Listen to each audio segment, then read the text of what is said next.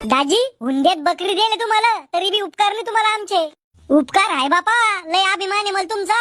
म्हणून त्या बकरीच्या ढुंगावर नाव टाकेले म्या. सासूबाईची कृपा. जावई सरकारी नोकरीची तयारी करत होते ना तुम्ही? करत होतो, पण आता मी विचार बदलले. मोठा नोकर बनण्यापेक्षा छोटा मालक बनायचंय मला. पुरा जोर लावून बी नोकरी नाही लागली ना तर लोक असंच म्हणते, हा नाही लागली, नाही चालत मग तेवढं डोकं मन दे मी. आणि चुकून नोकरी लागली ना मला सरकारी तर पहिले तो बहिणी तलाक देईन आणि दुसरी चिकणी बायको करीन. मी बी तुमची सरकारी नोकरीत अर्धा वाटा घेईन. तो बापाने बनवला का सरकारी नोकरीत अर्धा वाटा घ्यायचा कायदा? सासरे बा तुम्ही बनवला का असा एखादा कायदा?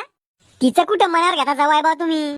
अहो सासरे बा तुमची पोरगी तोंडाला बदामाची क्रीम लावती, डोक्याला बदामाचं तेल लावती, अंगाला बदामाचं बॉडी लोशन लावती आणि खायला बेसन करती. इतकी तर हुशार आहे ती.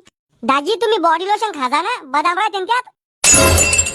सासरे बा तुम्ही साल्याल की सांगा बर का, नाही तर डोक्यावर आपटीन मी आलं. करे पिंट्या असं बोलत असते का मोठ्या माणसाला? मला भूक लागली, काही खायची सोय आहे का? जवाई थांबा, नाश्ता पाठवते तुमच्यासाठी. बाई चाल तिकडे. मग साल्या शाळेत किती होते तू? 9वीत. सांग बर का इंग्रज भारतात का वालते?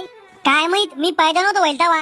अरे येड्या शाळा शिकवला असेल ना, संप मारला त्या दिवशी मी. सांग बर का 1+1 किती होते? 11. 11 मध्ये 1 टाकला तर किती होते? 1111. सासरे बा याला काही चेतनी ना? करे पिंट्या 11 मध्ये 1 टाकला तर 11,011 होते. इतकं बी येत नाही तुला? एका चढ एक न घेत.